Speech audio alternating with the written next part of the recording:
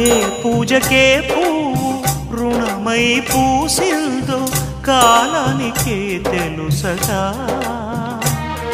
ఆ కాలం కనుమూస్తే కలగా చెరిగేది జీవితం ఒకటేనడా సవతిగా కాకుండా చెల్లిగా నన్ను చూసి తల్లిని చేశావుగా ఈ పారాణి పాదాలు సేవించినా గాని రుణమే తీరదుగా ఇది కలకాలమై ఉండగా